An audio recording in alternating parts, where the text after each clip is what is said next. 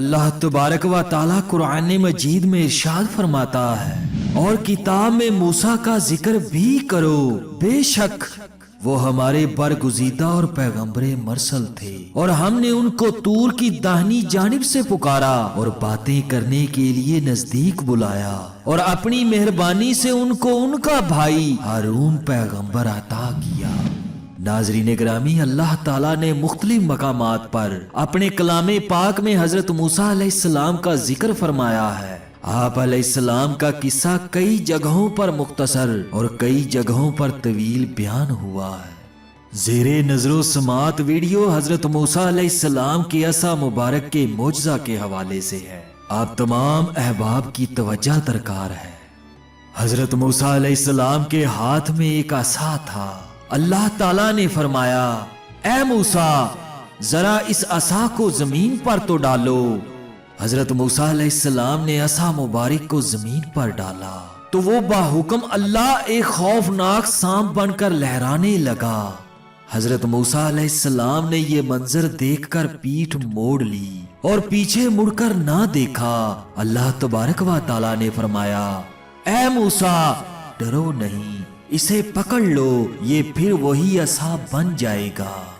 چنانچہ آپ علیہ السلام نے اس سانپ کو پکڑا تو وہ پھر عصا بن گیا۔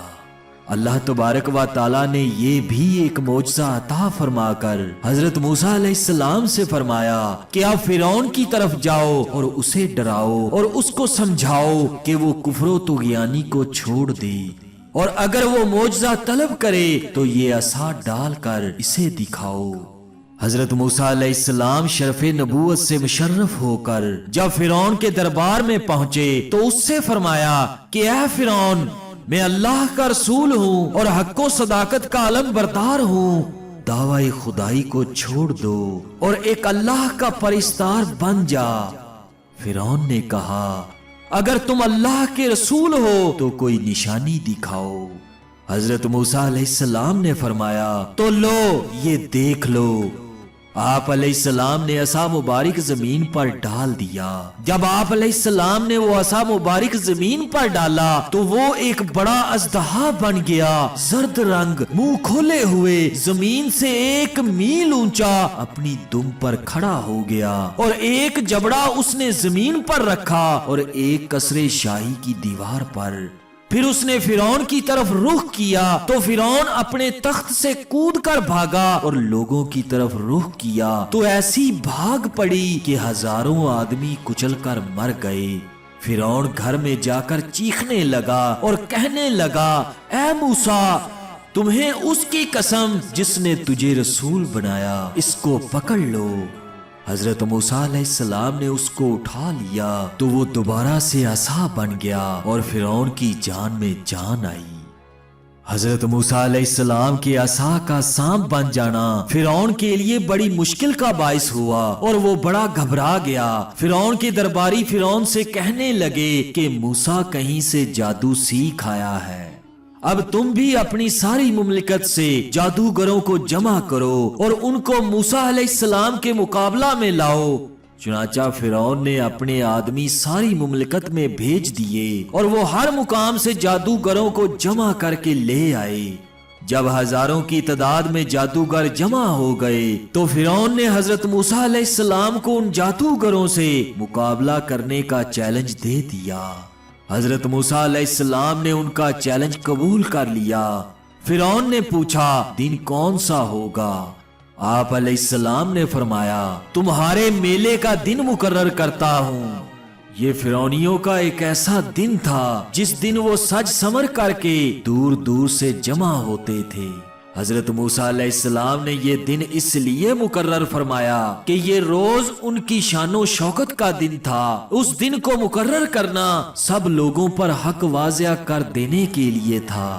چنانچہ جب وہ دن آیا تو ہزاروں جادوگر مقام مقررہ پر پہنچ گئے اور حضرت موسیٰ علیہ السلام بھی تشریف لے آئے۔ ہزارہا کے اس اجتماع میں ان جادوگروں نے اپنی اپنی رسیاں اور لاٹھیاں ڈال دی۔ جب ڈالی تو وہ سب کی سب سانپ بن گئی اور دوڑنے لگی۔